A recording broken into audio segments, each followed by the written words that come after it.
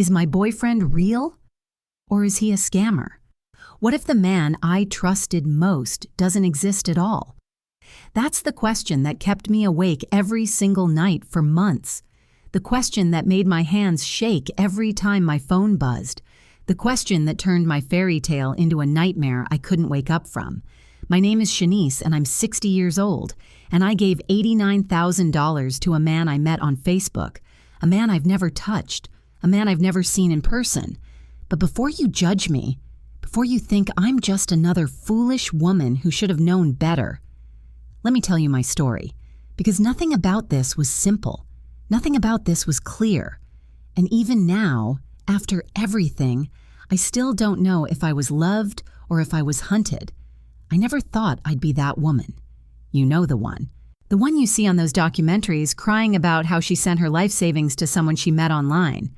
I used to watch those shows and think, how could anyone be that naive? But life has a way of humbling you. I'm 60 years old. I've been divorced for 12 years. My ex-husband left me for a woman half my age when I was 48, and it broke something inside me that I didn't think could be fixed. We'd been together for 26 years. He was my high school sweetheart, the father of my 2 children. When he left, he didn't just take his belongings. He took my confidence, my trust, my belief that I was worth loving. My children are grown now. Marcus lives in Seattle with his wife and 2 kids. Tanya is in Atlanta, building her career as a lawyer. They call me every week, but it's not the same as having someone there, someone to talk to at the end of a long day, someone to share breakfast with on Sunday mornings. I work as a nurse at County General Hospital, overnight shifts mostly. I've been there for 34 years. The work is hard, but it keeps me busy. Keeps me from thinking too much about how quiet my house is when I come home. I have friends, of course, good friends, but they have their own lives, their own families. And there's something about being single at 60 that makes you feel invisible, like you've aged out of being considered for love. I'd accepted it mostly, told myself I was okay with being alone, that I didn't need a man to complete me. All those things we tell ourselves to make the loneliness bearable. Then I met Kwame. It was February 14th, Valentine's Day. How cliché is that? I was scrolling through Facebook during my lunch break at the hospital. I'd just finished a 12-hour shift and was too tired to drive home yet, just mindlessly looking at photos of my friends' grandchildren and recipes I'd never make. That's when I got the friend request, Kwame Mensah. The profile picture showed a handsome man with kind eyes and a warm smile. He looked about 30, maybe 35, dark skin, athletic build, dressed in a nice button-down shirt. Professional, put together. I almost didn't accept it. What would a young man like that want with a 60-year-old woman? Probably a scammer, I thought. Everyone knows about those Facebook scams, but something made me click on his profile first. It wasn't a new account. He'd been on Facebook for 6 years. He had over 800 friends, real people, not bots. There were photos of him at what looked like family gatherings, at restaurants, at the beach, photos with friends, photos of beautiful Ghanaian landscapes and city streets. His bio said he was from Accra, Ghana, that he worked as a civil engineer, that he was Christian and loved his family. I looked at those photos for longer than I want to admit. There was something about his smile, something genuine, something that made me feel seen, even though we'd never met. I accepted the request. Within minutes, he sent me a message. Good afternoon, beautiful lady. Thank you for accepting my friend request. I hope you're having a blessed day. Beautiful lady. When was the last time someone called me that? I should have been suspicious. I should have ignored it. But I was tired and lonely, and it had been 12 years since anyone made me feel like I mattered. So I wrote back, "Thank you. You're very kind. I hope you're having a good day too." And just like that, it began. The messages started simple, polite. He asked about my day. I asked about his. He told me about his work on a construction project in Accra. I told him about my nursing job and how exhausting overnight shifts could be. He was respectful, patient. He didn't immediately ask for personal information or try to move the conversation off Facebook. That made me feel safer somehow. After a few days, he told me he'd noticed my profile before he sent the friend request, that he'd seen a comment I made on a mutual friend's post about faith and kindness, and it had touched him. "You have a beautiful soul," he wrote. "I can see it in your words." No one had ever said anything like that to me. My ex-husband certainly never had. He'd loved me, I suppose, but in that comfortable, taking each other for granted way that long marriages sometimes fall into. He never made me feel special, never made me feel chosen. Kwame did. We started messaging every day, then multiple times a day. Good morning messages, good night messages, messages during my breaks at work, messages when he finished his workday in Ghana. He asked about my children, about my life, about my dreams. He actually listened, actually remembered things I told him. When I mentioned that Marcus's youngest son had been sick, Kwame asked about it 3 days later. "How is your grandson feeling? Is he better now?" When I told him about a difficult patient at work, he sent me a message of encouragement. "You are doing God's work, Shanice. Those patients are blessed to have someone as caring as you." It felt real. It felt like he genuinely cared about me as a person. After 2 weeks, he asked if we could talk on the phone. "Just voice calls," he said. He didn't have a good phone for video, but he wanted to hear my voice. I hesitated.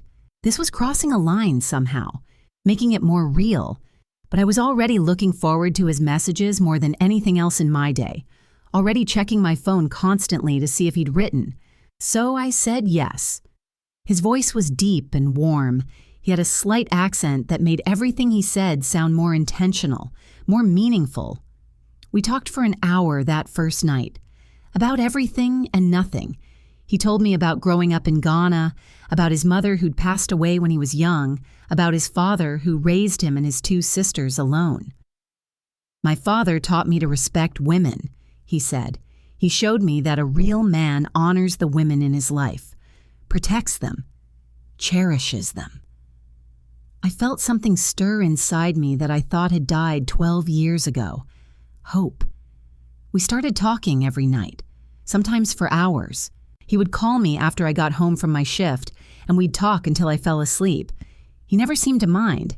He said he loved hearing my voice, even if I was just telling him about my day or complaining about hospital politics. "You make me laugh," he told me. "You have such a beautiful spirit, Shanice. So strong and so kind at the same time." He told me about his faith, about how important God was in his life, how he prayed every day for a woman who would be his partner, his equal, his best friend. "I think God led me to you," he said one night. "I don't think it's an accident that I found your profile, that you accepted my request. I think this is meant to be." I wanted to believe him. God knows I wanted to believe him. After a month, he told me he was falling in love with me. I should have been scared. I should have pulled back. But instead, I felt my heart open in a way it hadn't in more than a decade. "I know this might sound crazy," he said. "I know we haven't met in person yet. But Shanice, I can't stop thinking about you. I've never felt this way about anyone. Age doesn't matter to me. You are the most beautiful woman I've ever known, inside and out." I cried when he said that. Actually cried. Because I'd thought no one would ever say those words to me again. I'd thought my chance at love had passed. "I'm falling for you too," I whispered into the phone.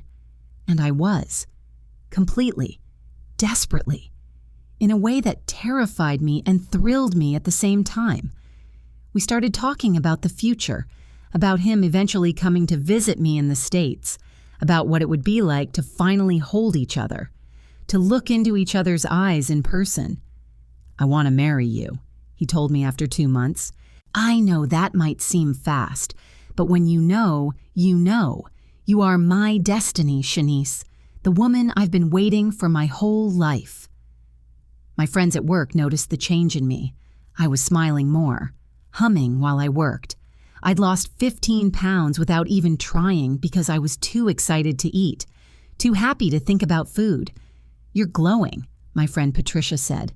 "What's going on with you?"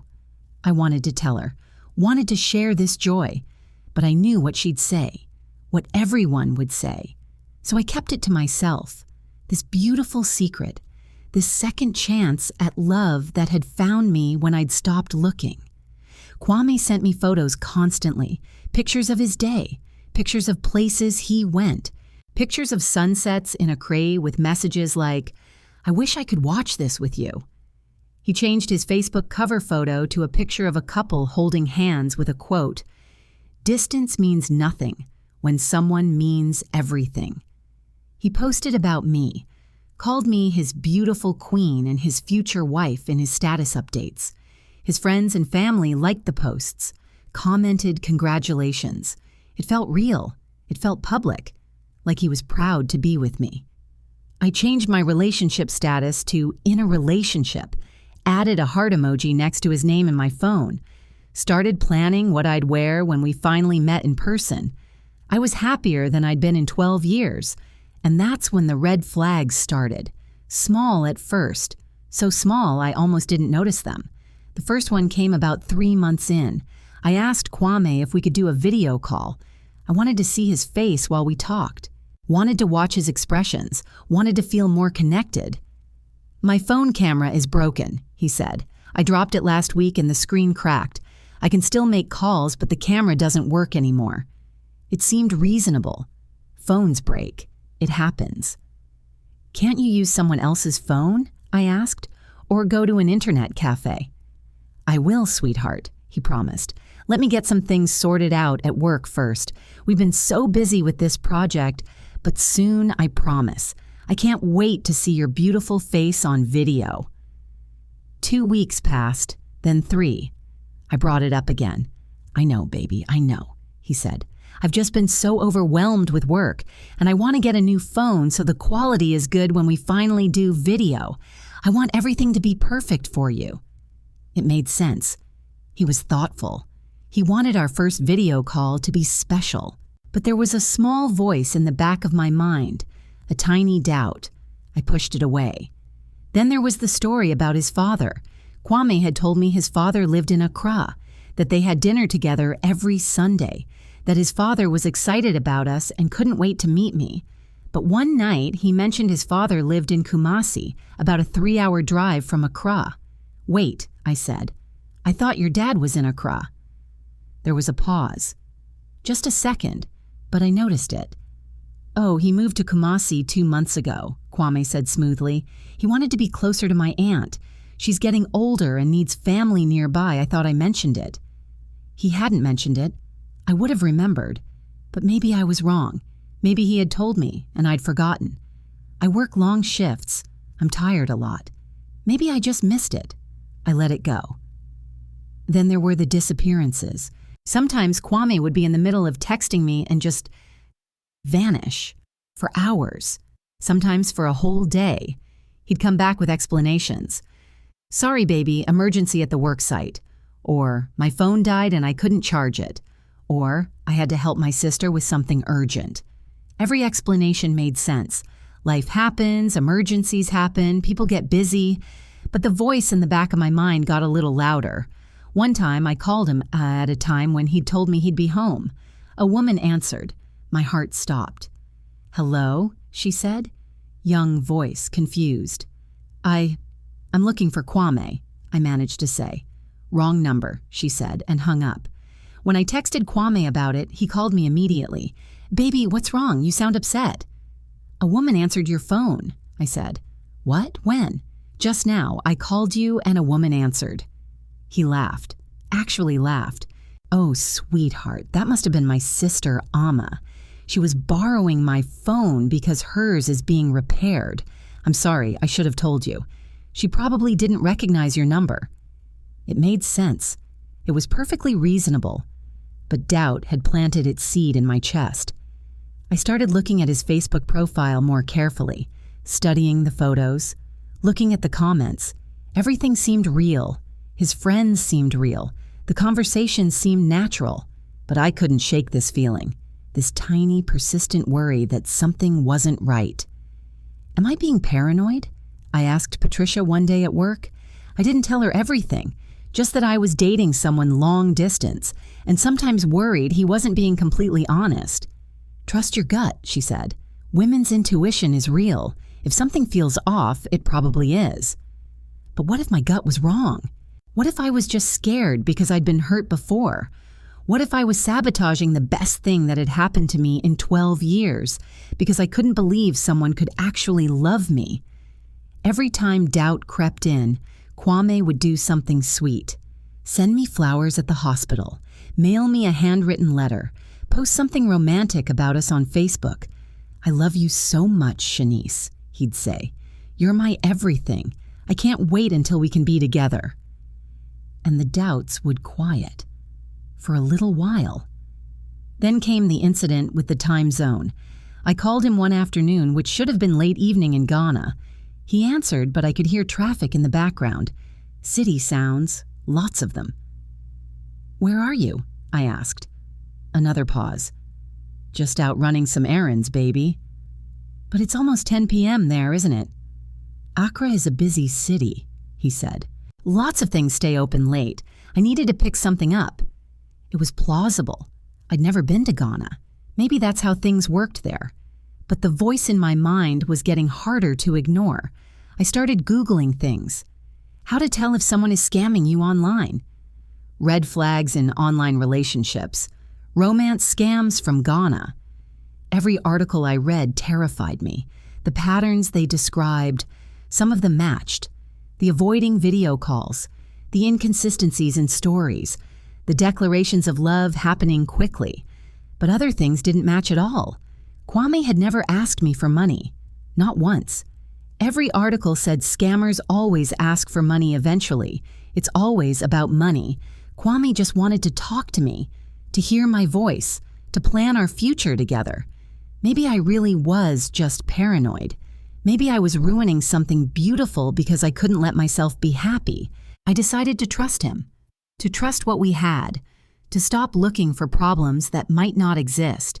That decision lasted exactly 1 week. It started with a phone call at 2 a.m.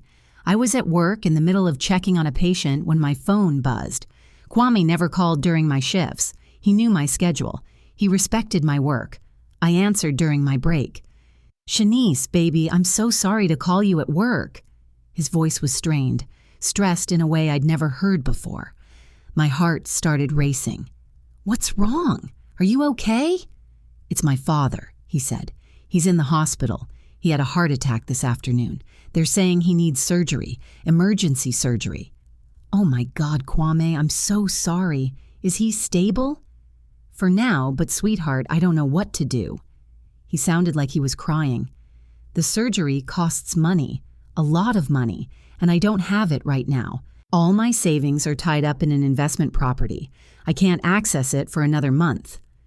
My nurse instincts kicked in. What about insurance? Ghana has to have some kind of health care system. It's not like in America, he said. You have to pay up front for major procedures, and my father's insurance expired last month. He was supposed to renew it, but he forgot. How much do you need? I asked before I could stop myself. No, he said immediately. No, Shanice, I'm not calling to ask you for money. I would never do that. I just needed to hear your voice, to talk to someone who cares about me.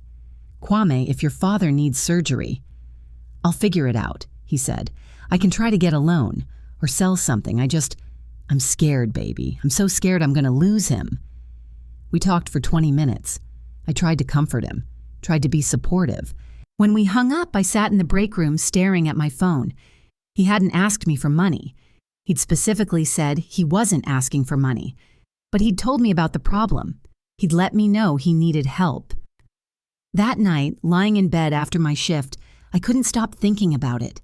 About Kwame's father in a hospital bed, about Kwame scared and alone and trying to figure out how to save his dad. I thought about my own father, how devastated I'd been when he passed away, how much I would have given to save him if I could. I had savings. Not a lot, but enough to help, enough to make a difference. But that voice in my head was screaming now, screaming that this was the scam everyone had warned me about, that this was the moment where the truth would reveal itself. Except he hadn't asked. He'd explicitly said he wasn't asking. What if his father really was sick? What if I could help and I just didn't? What kind of person would that make me? I called Tanya, my daughter, the next morning. "Mom, absolutely not," she said immediately. "This is a textbook scam. You've never even met this man." "But he didn't ask me for money," I said. "That's part of the manipulation, Mom. He tells you about the problem without asking directly, so you offer. That way you think it was your idea. Please tell me you didn't already send him anything." "No," I said. "I haven't. I'm worried about him." "You're worried about a stranger on Facebook," Tanya said. "Mom, I love you, but you need to block this guy. This is not real." I hung up feeling worse, feeling stupid and naive and foolish, but I also felt something else. Anger. Anger that my own daughter didn't believe I could be loved, didn't believe someone could want me for me. Not for my money. Kwame called that evening. "The doctors say my father needs the surgery within the next week," he said. "If he doesn't get it, he might not make it." "How much do you need?" I asked again. "Shanice, no." "How much, Kwame?" A long silence. Then, $15,000. "But I can't ask you for that. That's too much. I'll find another way." $15,000. A huge amount of money. Money I'd been saving for years, for emergencies, for retirement. "Let me think about it," I said. I didn't sleep that night. I lay in bed staring at the ceiling, my mind racing. What if he was telling the truth? What if his father died because I refused to help when I could? What if he was lying? What if I sent $15,000 to a stranger and never heard from him again? I thought about those documentaries I used to watch, those women crying about losing their savings. I judged them so harshly, thought they were foolish, but they probably felt exactly how I felt right now. Torn between love and doubt, between hope and fear. By morning, I'd made a decision. I would send $5,000, not 15. If he truly loved me, if this was truly about his father and not about money, he would understand. He would be grateful for whatever I could give. And if he disappeared after I sent it, at least I'd know the truth. At least the doubt would end. I sent the money through Western Union. My hands were shaking so badly I could barely fill out the form. When I told Kwame, he cried. Actually cried. "Thank you, baby. Thank you so much. You're saving my father's life. I will never forget this. I will pay you back every penny, I promise." He sent me photos. A man in a hospital bed. Hospital papers with his father's name. Medical forms. It looked real. It all looked so real. The surgery happened 2 days later. Kwame kept me updated throughout. Sent me photos from the hospital waiting room. Called me crying with relief when his father came out of surgery successfully. "He's going to be okay," Kwame said. "Because of you, Shanice. You saved him." I felt good, relieved, happy that I'd helped, happy that I'd been there for the man I loved when he needed me most. Then, 3 weeks later, it happened again. "Baby, I don't know how to tell you this," Kwame said. His voice was heavy, tired. "What's wrong?" "It's the construction project. There's been a delay, a major delay. The contractor we hired took some of the money and disappeared, just vanished. And now the project is stalled and my company is liable for the damages." My stomach dropped. What does that mean? It means I'm responsible for finding the money to fix this. If I don't, I could lose my business license. I could lose everything I've worked for, Shanice. Everything. "How much do you need?" He hesitated. "I can't ask you again. You already helped with my father. I can't." "How much, Kwame?" $25,000. But it's too much. I know it's too much. I'll figure something else out. $25,000 on top of the $5,000 I'd already sent. $30,000 total. I felt sick. Actually, physically sick. "I need to think about this," I said. "Of course, baby, of course, I understand." But something in his voice sounded, expectant, like he knew I'd say yes. I called Marcus this time, my son, told him everything. "Mom," he said very quietly, "you need to stop this. Right now, this is a scam. You know it's a scam." "But what if it's not?" I said. "What if he really needs help? Then he can get help from someone else, from his family, from a bank, from anyone but you. Mom, please. You've worked your whole life for that money. Don't give it to someone you've never met." "I love him," I whispered. "You love the idea of him," Marcus said gently. "You love how he makes you feel. But Mom, you don't actually know him. You've never seen him in person. You've never video called him. Doesn't that bother you?" It did. God, it did. That night I told Kwame I couldn't help him. "I understand," he said, and he sounded disappointed. Not heartbroken, not understanding. Disappointed. "I'm sorry," I said. "I just don't have that kind of money to give." "It's okay, baby. Really. I'll find another way. Don't worry about it." But something had shifted. Something had changed in his voice, in the way he talked to me. The messages became less frequent. The calls became shorter. He was always busy with the business crisis, or stressed about work, or dealing with family stuff. I felt him pulling away, felt the warmth draining from our relationship like water from a cracked glass, and I panicked, because what if I'd ruined everything? What if he was real, and he really did need help, and I'd failed him when he needed me most? A week later, I sent the $25,000. I told myself it was because I loved him, because relationships require sacrifice, because you help the people you love when they're in crisis. But deep down, I knew the real reason. I was desperate to prove to myself that this was real, that he was real, that I hadn't been stupid and naive and foolish. I needed him to stay, to keep loving me, to keep making me feel special and wanted and chosen. So I sent the money. And I hated myself for it even as I did it. Kwame was ecstatic, grateful, loving. Everything went back to normal. He called me every day again, sent sweet messages, talked about our future. "I'm going to pay you back every penny," he promised, "plus extra. I'm going to take such good care of you, Shanice. You're my queen, my everything." I wanted to believe him. I wanted it so badly. But the doubt was a living thing now, growing, consuming me from the inside out. Then came the third request. His business partner had been arrested. False charges, Kwame said, but they needed bail money, $10,000. Then his sister got sick, $8,000 more. Then there was a problem with his investment property, $12,000. Then another business crisis, $15,000. Each time I told myself it was the last time, the very last time. After this, no more. Each time I sent the money. I took out loans, borrowed against my retirement, sold my car and bought a cheaper one, picked up extra shifts at the hospital even though my body ached and I could barely keep my eyes open. I kept sending money to a man I'd never met, a man I'd never seen on video, a man who might not even be real. By the end, I'd sent $89,000. $89,000, my life savings, my security, my future, gone. And I still didn't know if he loved me or if he'd been playing me from the very first message. I sat in my car outside the hospital after a shift, staring at my bank account on my phone. The numbers seemed unreal, impossible. How would I let it get this far? $89,000. I felt numb, hollowed out, like someone had scooped out my insides and left only a shell. Patricia knocked on my car window. I'd been sitting there for 40 minutes. "Shanice, you okay?" Her voice was muffled through the glass. I wasn't okay. I hadn't been okay for months. I rolled down the window.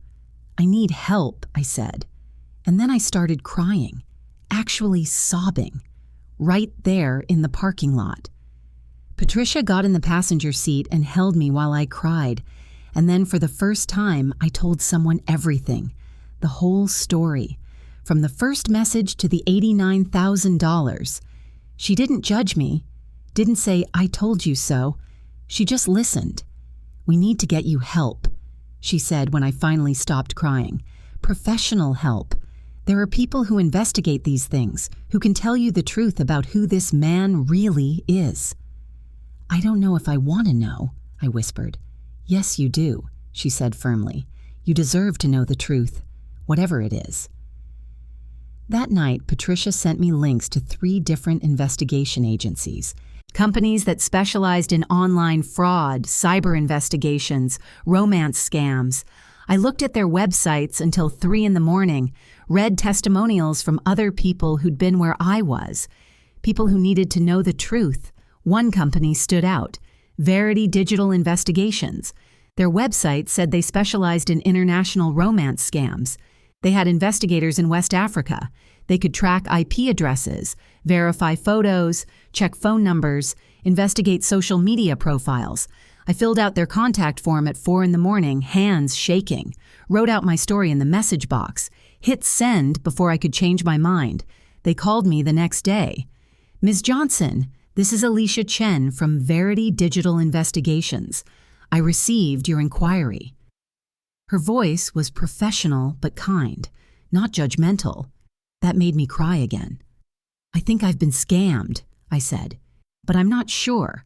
I need to know the truth. We can help you with that, Alicia said. Let me explain how our process works. She told me they would need all the information I had, phone numbers, Facebook profiles, email addresses, any photos Kwame had sent me. They would run reverse image searches, trace IP addresses, investigate his social media presence, check phone number registrations. We have investigators on the ground in Ghana who can verify physical locations if needed, she said. We can check if the hospital where his father supposedly had surgery even exists, if the business he claims to own is registered. We're very thorough. How long does it take? I asked. It depends on the complexity of the case. Usually 2 to 4 weeks for a comprehensive investigation. Sometimes we can provide preliminary findings within a few days. And how much does it cost? She told me. It was expensive. Not as expensive as the $89,000 I'd already lost, but still significant. I used a credit card. What was a little more debt at this point? I need to warn you, Alicia said gently. The findings might not be what you want to hear. We investigate objectively. We follow the evidence wherever it leads. Are you prepared for that? No. I wasn't prepared for that at all. I need to know, I said. Either way, I need to know. Okay, she said. Send me everything you have. We'll get started right away. I spent the next 2 hours compiling everything. Screenshots of conversations, photos Kwame had sent, his phone number, his Facebook profile URL, the Western Union receipts, all of it. Sending it felt like putting my shame on display, like admitting to the world how stupid I'd been. But I hit send anyway. We'll be in touch, Alicia said. The waiting was torture. I couldn't sleep, couldn't eat, couldn't focus on anything. I kept running through every conversation in my head, looking for proof one way or another, something that would tell me definitively what the truth was. Kwame called me the next day. Baby, you sound tired. Are you okay? Just a rough shift, I lied. You work too hard, he said. When we're finally together, I'm going to take such good care of you. You won't have to work those long shifts anymore. My heart twisted. Was he planning our future together? Or was he just saying what I needed to hear? When do you think that will be? I asked. When we'll finally meet? Soon, sweetheart, very soon. I'm working on getting everything settled here so I can come visit you. Maybe in a few months? A few months. He'd been saying that for 6 months already. Always a few months away. Always just out of reach. That would be nice, I said. After we hung up, I stared at my phone. Wondered if I should tell him about the investigation. Wondered what he'd say if he knew. 3 days later, Alicia called me. We have some preliminary findings, she said. Are you somewhere you can talk privately? I was at home. My quiet, empty house. Yes. Okay, so we've run reverse image searches on all the photos you provided. Some of them are unique. They don't appear anywhere else online. That's actually a good sign. It means they're likely original photos and not stolen from the internet. My heart leaped. So he's real? Not so fast, Alicia said. Some of the photos don't match. The metadata, the information embedded in the image files, shows they were taken at different times than he claimed. And the locations don't always match up with where he said he was. What does that mean? It could mean several things. He could be using some real photos of himself but lying about when and where they were taken. Or he could be using photos of a real person who isn't actually him. We need to dig deeper. What about his Facebook profile? That's where things get interesting, Alicia said. The account is 6 years old, which is good, but the activity pattern is unusual. There are long periods of inactivity followed by bursts of activity, and some of the friends on his account show similar patterns. That could indicate a network of fake or compromised accounts, but it's not definitive. What about his phone number? The phone number is registered in Ghana. We can confirm that. But we can't confirm who it's registered to without more invasive methods that would require legal authorization. I felt like I was drowning. Every answer led to more questions. Every finding pointed both ways. So you don't know if he's real or not, I asked. We're still investigating, Alicia said. We have an investigator in Accra who's going to try to verify some of the physical locations, the company address he gave you, the hospital where his father allegedly had surgery. That should give us more concrete information. But Ms. Johnson, I want to be honest with you. Even after we complete our investigation, we might not have a definitive answer. Some of these scammers are very sophisticated. They use real locations, real details, just enough truth mixed with lies to make it impossible to prove one way or another. That thought terrified me more than anything else, the possibility that I might never know for sure. How long until you have more information? I asked. Give us another week, she said. We'll compile everything and present you with a full report. That week was the longest of my life. I kept talking to Kwame, searching every word for clues, listening to every inflection in his voice, trying to detect the lie if there was one. He seemed normal, loving, consistent. He asked about my day, sent sweet messages, made plans for our future. Either he was exactly who he said he was, or he was the best liar I'd ever encountered. I've been thinking, he said one night. When I come to visit you, maybe we could take a trip together. Just you and me. Somewhere beautiful. You've been working so hard for so long. You deserve to be spoiled. That sounds lovely, I said. My voice sounded hollow even to my own ears. You sound sad, baby. What's wrong? Just tired, I lied again. You need to take better care of yourself, he said. I worry about you. Did he? Did he really worry about me? Or were these just words, just part of the performance? 5 days into the waiting period, Alicia called again. Our investigator checked the business address Kwame gave you, she said. There is a construction company at that location. It's registered and operational. But when our investigator asked about Kwame Mensah, they said no one by that name works there. They've never heard of him. My chest tightened. So he lied about where he works. Maybe. Or maybe he gave you the wrong address by mistake.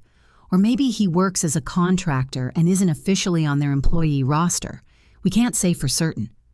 What about the hospital? The hospital exists. It's a real hospital in Accra. But they wouldn't give us information about patients without proper authorization. Patient privacy laws. We hit a wall there. More ambiguity, more uncertainty. What about the IP addresses from his Facebook messages? That's where things get more concerning, Alicia said. The IP addresses are inconsistent. Sometimes they show Ghana, which matches his story, but other times they show different countries. Nigeria. Sometimes the Philippines. Could mean he travels for work. Could mean he uses VPNs. Or could mean multiple people are accessing that account from different locations. Multiple people? Romance scam operations are often run by teams, Alicia explained. One person might be talking to you on Facebook, another on phone calls. They coordinate to maintain the illusion. But again, we can't say that's definitely what's happening here. We're just presenting the findings. I felt sick. When will you have the final report? 2 more days, she said. We're waiting on one more piece of information. We tracked down some of the other photos he sent you, the ones of family gatherings. We're trying to verify if those people are actually his family or if he's using someone else's photos. 2 more days, 48 hours until I'd know the truth, or at least as close to the truth as I could get. I didn't tell Kwame about the investigation. Couldn't. If he was innocent, it would hurt him. If he was guilty, it might make him disappear before I got answers. So I pretended everything was normal, kept up the routine, the calls, the messages, the declarations of love. But I started asking questions, subtle ones, testing him. What's your father's full name again? I asked one night. I want to send him a get well card now that he's recovered. A pause. Just a second. Ya Mensa, Kwame said. That's so sweet of you, baby. I made a note of it. Googled it later. Found several Ya Mensas in Ghana. No way to know if any of them were his father. What's the name of your construction company again? Another pause. Mensa and Associates Civil Engineering. Why? I was just thinking about what you do. I want to understand your work better. I Googled that too. Found nothing. No website. No business registration that I could access. Nothing. But maybe that was normal. Maybe small companies in Ghana didn't have much of an online presence, or maybe it didn't exist at all. Can you send me a photo of your office? I asked. I want to see where you spend your days. Sure, baby. I'll take one tomorrow. He never sent it. Said he forgot. Then said his phone storage was full. Then said the office was under renovation and looked messy. Always an excuse. Always an explanation. The doubt was eating me alive. Finally, Alicia called with the final report. Do you want me to email it to you, or would you prefer I walk you through it over the phone? She asked. Phone, I said. Please. I sat down on my couch, prepared myself for whatever was coming. Okay, Alicia began. Let me give you the summary first, then we'll go through the details. Based on our investigation, we've found significant inconsistencies in the information Kwame provided you. However, we've also found some elements that suggest he may be a real person. The truth is, Ms. Johnson, we can't say with 100% certainty either way. My heart was pounding so hard I could barely hear her. The photos he sent you of family gatherings, we traced some of them. They appear on several other social media accounts, different names, different locations. That's a red flag. It suggests he might be using photos from someone else's life. But you said some photos were unique. Yes, some of the selfies he sent you don't appear anywhere else online, which makes this more complicated. It's possible he's mixing real photos of himself with stolen photos of other people to create a more convincing profile. Why would he do that? To seem more legitimate, to have a fuller, more believable social media presence. It's a common tactic. What about his voice? The phone calls? We can't analyze voice without a sample to compare it to, but the phone number being registered in Ghana is consistent with his story. However, that doesn't mean much. Scammers often operate from the countries they claim to be from. Being in Ghana doesn't make him legitimate. I felt like I was going to be sick. So what's your professional opinion? Is he real or not? Alicia was quiet for a moment. Ms. Johnson, I've been doing this work for 8 years. I've seen hundreds of these cases, and in my professional opinion, based on the evidence we've gathered, I believe there's a high probability that you've been the victim of a romance scam.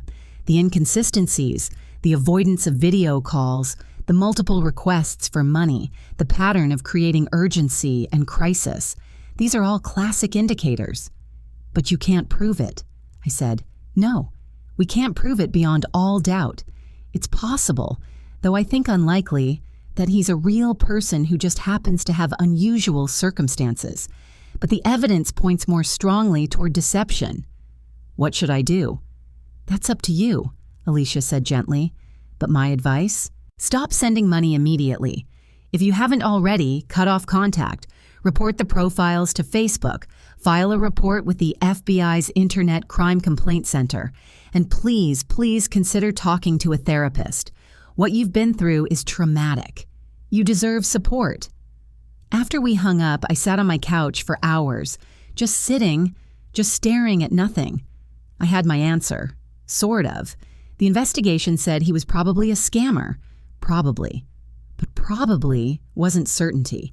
Probably left room for doubt. And that doubt was going to kill me. That night, Kwame called like usual. "Hey, beautiful, how was your day?" I took a breath. "Kwame, I need to ask you something." "Of course, baby, anything."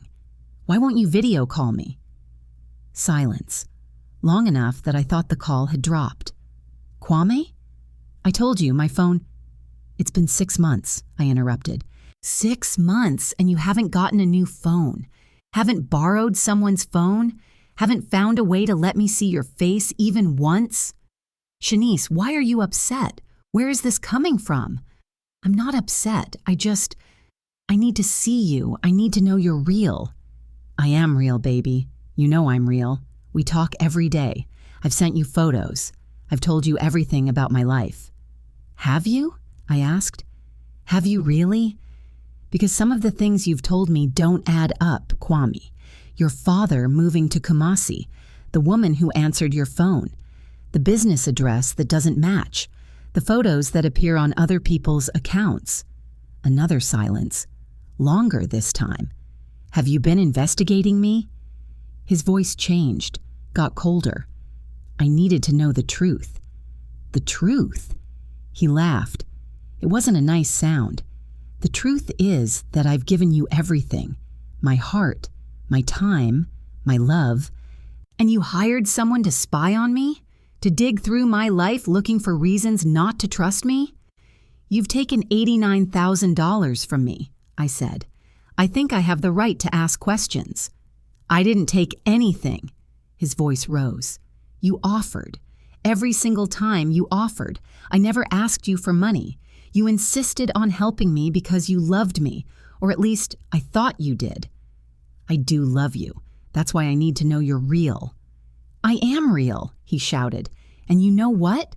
I'm done trying to prove it to you.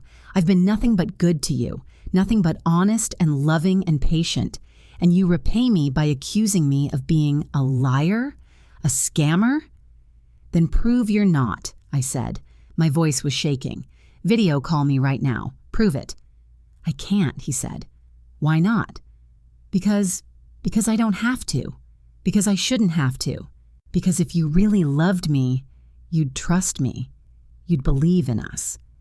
That's not an answer, Kwame. It's the only answer I have, he said quietly. Look, Shanice, I love you. I really do. But I can't be with someone who doesn't trust me, who hires investigators to prove I'm not who I say I am. Maybe we need some time apart. Maybe we need to rethink this whole thing. My heart dropped. No, wait. I'm sorry. I need space, he said. I need to think. I'll call you in a few days. He hung up. I sat there holding the phone, tears streaming down my face. Had I just destroyed the only good thing in my life? Or had I finally stood up to someone who'd been using me all along? I didn't know. God help me, I still didn't know. He didn't call for 4 days, 4 days of silence, 4 days of checking my phone constantly, 4 days of torture. I almost called him 100 times, typed out apology messages and deleted them, went back and forth between anger and guilt and confusion. On the 5th day, he sent a text. Can we talk? I called him immediately. Hey, he said. His voice was soft, sad. Hey, I'm sorry, he said. I shouldn't have gotten so angry. You had every right to question things. I understand why you needed answers. I'm sorry too, I said. I should have just talked to you instead of hiring investigators. No, he said. No, baby, you were smart to do that, to protect yourself. I get it. And you know what? You're right. I should have found a way to video call you by now. I should have tried harder. Hope bloomed in my chest. So can we? Can we video call? Soon, he said. I promise. I'm going to get a new phone this week, a good one. and we'll finally see each other face to face. Really? Really? I'm done making excuses. I want you to see me. I want to look into your eyes while we talk. I want you to know without any doubt that I'm exactly who I say I am. I wanted to believe him so badly. Okay, I said. This week, he promised. The week passed, then another, then another. There was always a reason, always an excuse. The phone wasn't available yet. He ordered the wrong one. It got lost in shipping. His work was too busy. His father needed him. Always something. And I realized, sitting alone in my house late one night, that I'd already made my choice. I decided to believe him, decided to trust him despite all the evidence, decided that doubt was worse than knowing. Because if I admitted he was a scammer, I'd have to admit I'd been a fool, that I'd thrown away $89,000 and 6 months of my life on a lie. I'd have to admit that no one had loved me after all, that I was just a mark, just money, just another victim in a long line of victims. I couldn't face that kind of pain. So I chose to believe. Even though deep down, in the part of me I refused to acknowledge, I already knew the truth. 3 months after the investigation, I finally got my answer. It came from Patricia, of all people. She called me one morning, her voice tight with suppressed excitement. "Shanice, I need you to sit down." "Why? What's wrong?" "Just sit down." I sat. "I found him," Patricia said. "What?" "Kwame. I found him. The real Kwame." My world tilted. "What are you talking about?" "I couldn't let it go," Patricia said. "After you told me everything, after the investigation came back inconclusive, I kept looking. I'm sorry. I know I should have left it alone, but I couldn't watch you hurt like this. So I did my own digging." "Patricia, those unique photos, the selfies that didn't appear anywhere else online, I ran them through some different reverse image search engines, more sophisticated ones, and I found him, Shanice. I found the real person in those photos." My hands were shaking. "And his name is Kwame Mensah." That part was true. "He's 32 years old. He lives in Accra, Ghana.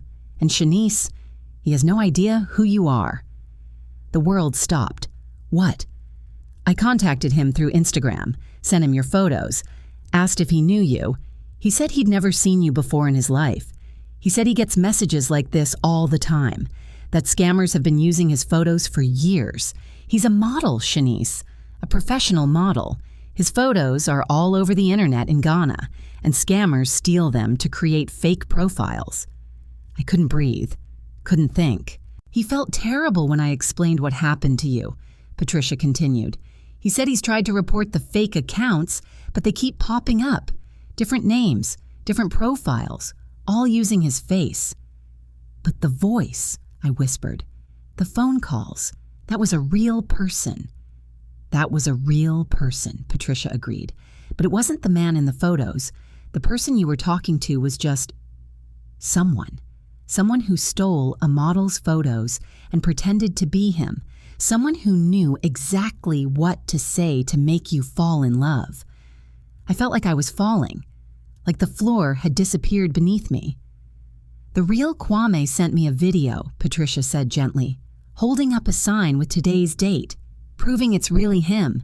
I'm going to send it to you, okay? So you can see for yourself." My phone buzzed, a video file from Patricia. I opened it with shaking hands. There he was, the man from all the photos, Kwame, beautiful and real and alive. "Hi," he said in the video.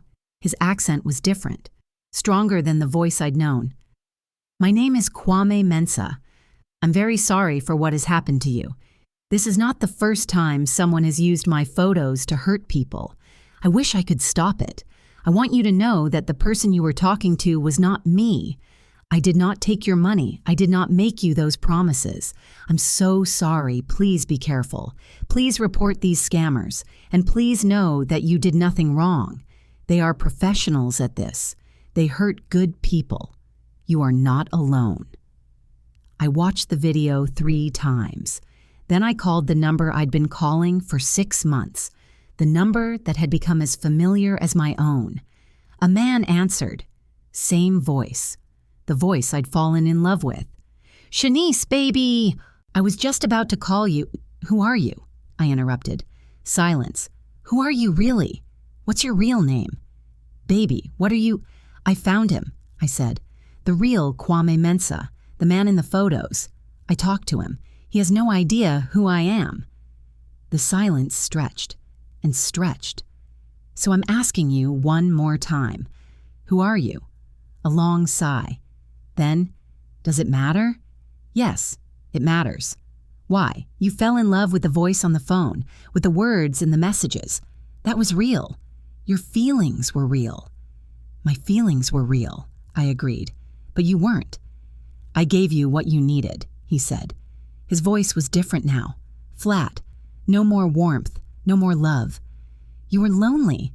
I made you feel special, wanted, loved. I gave you 6 months of happiness. Isn't that worth something? You took $89,000 from me. You gave it willingly, every penny, because you lied to me." "I told you what you wanted to hear," he said. "Everyone lies in relationships. I just did it better than most." "Who are you?" I asked again. "Nobody," he said. "Just a voice on the phone, just words on a screen, that's all I ever was." And he hung up. I filed a report with the FBI, gave them everything, the phone number, the Facebook profile, the Western Union receipts, all of it. They were kind but not hopeful. "These operations are usually run from overseas," the agent said. "Very hard to prosecute. The money is almost always gone, moved through multiple accounts, multiple countries. We'll investigate, but I can't promise you'll see any of it back." I wasn't surprised. I contacted my bank, my credit card companies, started working on a repayment plan for all the debt I'd accumulated.